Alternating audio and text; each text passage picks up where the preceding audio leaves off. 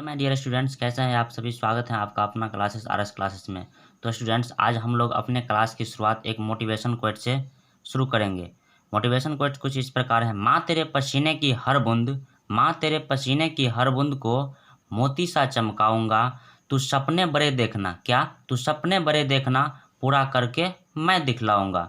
दोस्तों, अगली motivation quote है। शिक्षा वह शेरनी का दूध है, शिक्षा वह शेरनी का दूध है, जो जितना पिएगा वो उतना ही दहड़ाएगा। तो दोस्तों, आज हम लोग देख लिए, यानी कहीं ना कहीं शिक्षा का महत्वपूर्ण बहुत ज़्यादा है। जैसे कहा जाता है कि युद्ध तो अर्जुन ने जीता था, युद्ध तो अर्जुन ने जीता था, लेकिन योगदान किसका था? श्री कृष्ण भगवान का। योगदान इसलिए था क्योंकि कृष्ण भगवान वहाँ अर्जुन को शिक्षा दिए थे, इसलिए शिक्षा हर जगह पूज जाते हैं, पूजनीय है। दोस्तों, अभी भी हम लोग कम से कम 3 से 4 घंटा रोज रोज स्टडी कर लेते हैं। क्यों? ताकि मेरे मार्केट में वैल्यू ना कम हो, हम मार्केट में मेरा मार्केट में लेवल अच्छा रहे। इसलिए दोस्तों, अगर आपके पास शिक्षा है तो आप हर जगह पूजे जाएंगे और आपके पास कोई न भेदभाव, सब चीज़ सब आपसे दूर रहेगा। जाति ऊंच नीच आपके पास कुछ नहीं रहेगा। तो दोस्तों, चलिए अब इसके बाद हम लोग आ जाते हैं, स्टडी करते हैं। संसाधन के बारे में आज हम लोग देखेंगे। भूगोल का जो ज्योग्राफी का सिलेबस है, चैप्टर फर्स्ट है संसाधन, जिसे इंग्लिश में क्या बोलते हैं? रिसोर्सेज। तो संसाधन के बारे में देखेंगे। पहला क्वेश्चन है, सौर ऊर्जा निम्नलिखित में से कौन सा संसाधन है? तो सौर ऊर्जा दोस्तों हो गया नवीकरणीय संसाधन, जैसे जैसे इंग्लिश में बोलते हैं रिन्यूएबल संसाधन। तो हम लोग दोस्तों देख लेंगे कि नवीकरणीय संसाधन होता है क्या।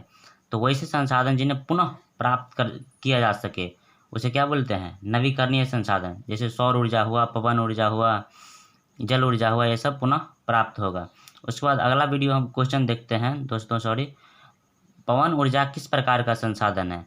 तो पवन ऊर्जा हो गया क्या, अब ये बताए हैं क्या, नवीकरणीय संसाधन है, इसे पुनः प्राप्त किए जा सकते हैं। उसके बाद क्वेश्चन नंबर 3 है, निम्नलिखित में से कौन प्रवहनीय संसाधन है? यानी ऐसा संसाधन जो प्रवाह होता है। तो आप लोग जानते हैं कि प्रवहनीय संसाधन क्या होता है? नदी। उसके बाद क्वेश्चन नंबर 4 देख लेते हैं। इनमें कौन सबसे कीमती और नवीकरणीय संसाधन है?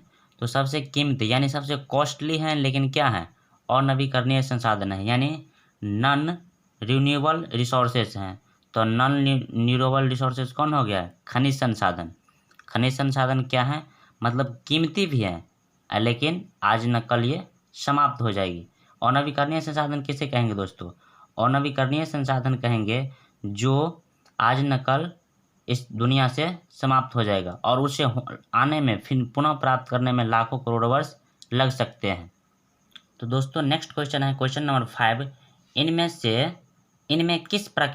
इनमें किस प्राकृतिक संसाधन का भंडार सीमित है?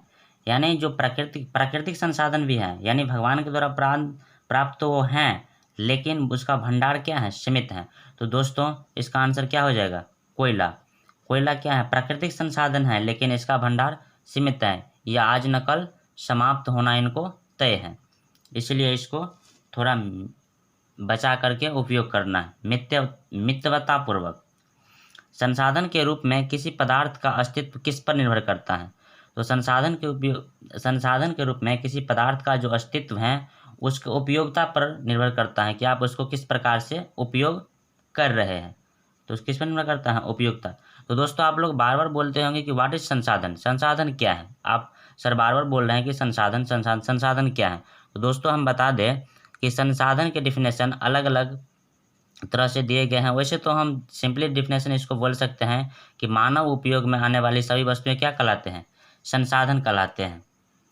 लेकिन दोस्तों, जो प्रसिद्ध अर्थशास्त्री हैं, जो प्रसिद्ध भूगोलविद हैं, यानी भूगोल लिखने वाले, भूगोल के लेखक जिमरमैन के अनुसार संसाधन का डिफिनेशन कुछ अलग है। जिमरमैन कहते हैं कि संसाधन पर्यावरण की वे विशेषताएं हैं, संसाधन पर्यावरण की वे विशेषताएं हैं जो मनुष्य की आवश्यकताओं की पूर्ति में सक्षम मानी जाती हैं। और ये भी कहते हैं कि संसाधन होते नहीं, संसाधन बनते हैं। इनका ही कथन है, किनका? जिमरमैन का। नेक्स्ट क्वेश्चन नंबर 6 हम लोग देख लेंगे। संसाधन के विवेकपूर्ण उपयोग का प्रस्ताव किस वर्ष आया? संसाधन के जो विवेकपूर्ण उपयोग करने का प्रस्ताव लाया गया सन 1968 ईस्वी में, यानी 1968 में। उसके बाद है क्वेश्चन नंबर 8, सार्वजनिक स्थान पर बना मंदिर किस प्रकार का संसाधन है।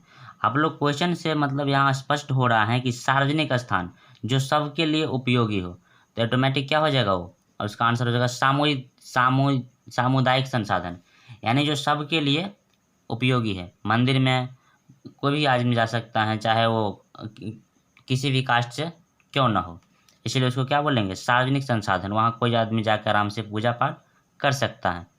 अगला क्वेश्चन नंबर 8 हम लोग देखेंगे, 8 तो देख लिए।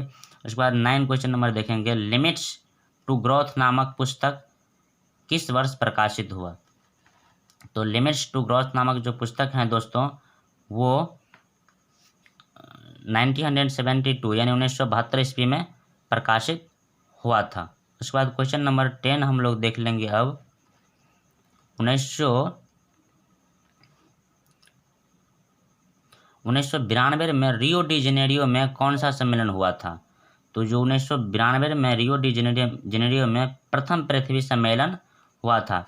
तो दोस्तों हम लोग देख लेंगे कि पृथ्वी सम्मेलन 3 बार हुआ था। एक बार पहला जो 1992 में हुआ था, और कहाँ हुआ था, रियो डी जेनेरियो में। उसके बाद दूसरा पृथ्वी सम्मेलन ठीक 5 वर्ष के बाद हुआ था, कहाँ पर, ठीक 5 वर्ष के बाद 1997 ईस्वी में न्यूयॉर्क में हुआ था। और किस देश में, अमेरिका में। स्थल था न्यूयॉर्क और अमेरिका में हुआ था। उसके बाद अगली तीसरी बार जो हुआ था पृथ्वी सम्मेलन, वो हुआ था कब, 2002 ईस्वी में। स्थल था क्या, स्थल का नाम था जोहान्सबर्ग और देश था दक्षिण अफ्रीका। उसके बाद दोस्तों क्वेश्चन नंबर 11 देखते हैं, राजस्थान में किस संसाधन की कमी है। तो आप लोग तो भली भांति जानते होंगे कि राजस्थान के बारे में। तो राजस्थान में किस संसाधन की कमी है, जल संसाधन, यानी जल ऊर्जा की कमी है। कहाँ, राजस्थान में। दोस्तों राजस्थान के बारे में अगर आप जानिए गए तो अब हम आपको 3 बात बता देते हैं। आपको पूछ ली जाती है कभी कभी, ये महत्वपूर्ण क्वेश्चन है कि उगते हुए सूरज का देश किसे कहा जाता है। तो उगते हुए सूरज का देश किसे कहा जाता है, जापान को। अगर आपसे ये पूछ ली जाए कि डूबते हुए सूरज का देश किसे कहा जाता है, तो ब्रिटेन को। और मध्यरात्रि का सन किसे कहा जाता है, तो नॉर्वे को। यानी नॉर्वे में मध्यरात्रि यानी बीच की रात में सन दिखाई देता है, सूरज दिखाई देता है। और वहाँ बहुत से देखने वाले लोग पर्यटन जाते हैं घूमने के लिए कि आखिर कब मध्यरात्रि में कैसे सन दिखाई देते हैं। उसके बाद क्वेश्चन नंबर 12 हम लोग देख लेंगे, तट रेखा से कितने किलोमीटर तक का महासागरीय क्षेत्र किसी देश का अपवर्जक आर्थिक क्षेत्र कहलाता है। तो इसका कितना हो जाएगा, यानी 200 न्यूटन मीटर। एनएम को हम लोग सिंपल बोल देंगे क्या, न्यूटन मीटर। उसके बाद क्वेश्चन नंबर हम लोग देखेंगे 13, आईपीसीसी का फुल फॉर्म हुआ inter governmental panel of climate change का मुख्यालय कहाँ है। तो इसका मुख्यालय कहाँ है, जिनेवा में। आईपीसीसी का मुख्यालय जिनेवा में है। उसके बाद सबसे इम्पोर्टेंट क्वेश्चन है, स्मॉल इज ब्यूटी किसकी रचना है। तो स्मॉल इज जो ब्यूटी है, इस पर स्टार लगा देते हैं। स्मॉल इज ब्यूटीफुल ये जो रचना है शमशेर सिंह के हैं। उसके बाद दोस्तों ये पूछ ली जाती है ये क्वेश्चन कि ब्रूंडलैंड्स पर जो पुस्तक है कब प्रकाशित किया गया था। तो 1987 ईस्वी में। तो दोस्तों एक बार अंत में हम देख लेंगे मोटिवेशन कोट एक बार और। तो एक शिवानी नाम की लड़की कमेंट में लिखी थी ये मोटिवेशन कोट, जो हमें अच्छा लगा, उनको हम थोड़ा बोलना चाहेंगे। तो लड़की मतलब जो भेजी थी बहुत अच्छा हमें लगा। लड़की लिखी थी, अभी ना पूछो हमसे मंजिल कहाँ है, कि अभी ना पूछो हमसे मंजिल कहाँ है, अभी तो हमने चलने का इरादा किया है। ना हारेंगे कभी या किसी और से नहीं, खुद से वादा किया है। तो दोस्तों ऐसे ही आप लोग कमेंट में अच्छे मोटिवेशन को डालते रहिए, और आप में से जो अच्छा सबसे अच्छा रहेगा उसका मोटिवेशन को हम जरूर बोलेंगे। तो दोस्तों thank you for watching this video. मिलते हैं अगले वीडियो में चैप्टर 2 लेकर के।